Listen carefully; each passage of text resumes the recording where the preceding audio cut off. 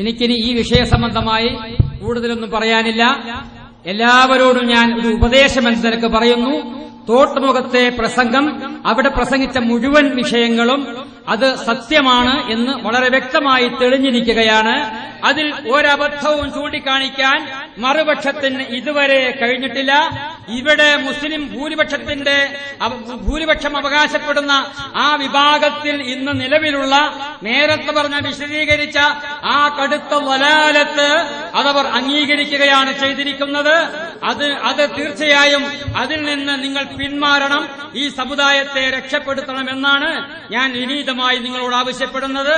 അഥവാ അള്ളാഹുവിനോട് ചോദിക്കുന്ന എല്ലാ കാര്യങ്ങളും ഇവിടെ മരിച്ചുപോയ മഹാത്മാക്കളോട് ചോദിക്കാമെന്ന ആ ഇസ്തിഗാസ അതിവിടെ തെളിഞ്ഞിട്ടില്ല.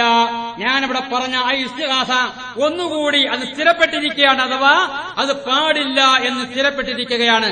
അതിനെതിരായി എന്റെ പ്രസംഗത്തിനെതിരായി ഒരൊറ്റ തെളിവ് പോലും ഉദ്ധരിക്കാൻ ഇതുവരെ അവർക്ക് കഴിഞ്ഞിട്ടില്ല.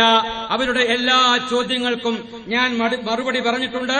അതുകൊണ്ട് എനിക്ക് ഉപദേശിക്കാനുള്ളത്, നിങ്ങളെല്ലാവരും അള്ളാഹുവിന്റെ തൗഹീദിലേക്ക് മടങ്ങുക എന്നതാണ്. അഥവാ ഖുർആനിൽ അല്ലാഹു തആല പറഞ്ഞ ഉദ്ഊനി അസ്തജീബ് ലക്കും, നിങ്ങളെല്ലാവരും എന്നോട് ദുആ ചെയ്തോ, ഞാൻ നിങ്ങൾക്ക് ഉത്തരം ചെയ്യാം.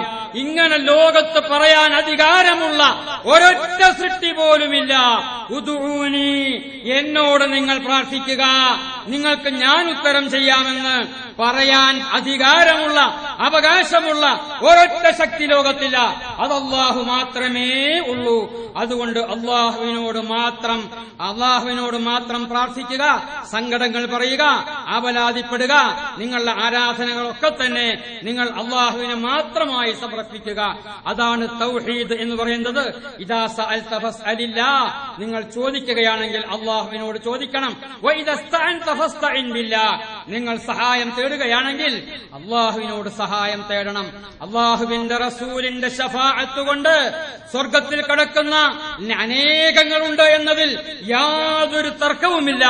അതെല്ലാം അംഗീകരിക്കുന്നവരാണല്ലോ ഞാനെന്നല്ല, ഈ മുജാഹിദ് പക്ഷം അത് അംഗീകരിക്കാത്തവരാണെന്ന് ഒരിക്കലും എനിക്ക് മനസ്സിലാക്കാൻ കഴിഞ്ഞിട്ടില്ല. അല്ലാഹുവിന്റെ റസൂൽ ശഫാഅത്ത് ചെയ്യും. ശഫാഅത്തുൽ ഉളുമയെ കുറിച്ച് മുജാഹിദുകൾ തന്നെ എത്രയോ എഴുതിയതായി ഞാൻ കണ്ടിട്ടുണ്ട്. അല്ലാഹുവിന്റെ റസൂലിന് ശഫാഅത്തുണ്ട്, ശഫാഅത്തുൽ ഉളുമയുണ്ട്.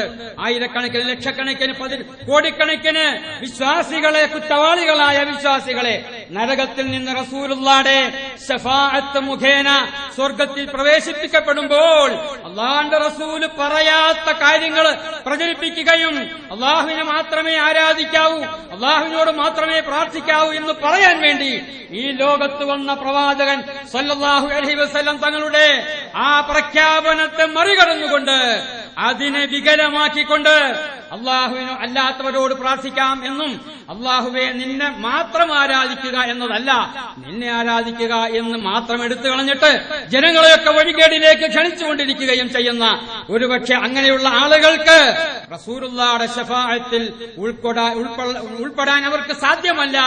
അവർക്ക് സുഹക്കൻ എന്നുള്ള വാക്കിൽ മാത്രം അവർ അവശേഷിക്കേണ്ടി വരും, അവർക്ക് ഉൾക്കൊള്ളേണ്ടി വരും. അകലെ പോകണം. കാരണം അവർ റസൂലുള്ളാഹി പറഞ്ഞതിനെതിരെ ചെയ്തവരാണ്, റസൂലുള്ളാഹി ചെയ്യാത്തത് ചെയ്തവരാണ്, സ്വഹാബത്ത് ചെയ്യാത്തതും പറയാത്തതും സ്വീകരിക്കാത്തതുമായ നിലപാടുകൾ സ്വീകരിച്ചവരാണ്. മുസ്ലിം പാരമ്പര്യത്തിൽ എവിടെയും പരിചയമില്ലാത്ത ഈ കടുത്ത വലാലത്ത് പ്രചരിപ്പിക്കാൻ വേണ്ടി നടക്കുന്നവരാണ്. ഇവർക്കൊരിക്കലും റസൂലുള്ളാഹിയുടെ ശഫാഅത്ത് കിട്ടൂല. അല്ലാഹു നമ്മെ എല്ലാവരെയും ഹിദായത്തിലാക്കട്ടെ.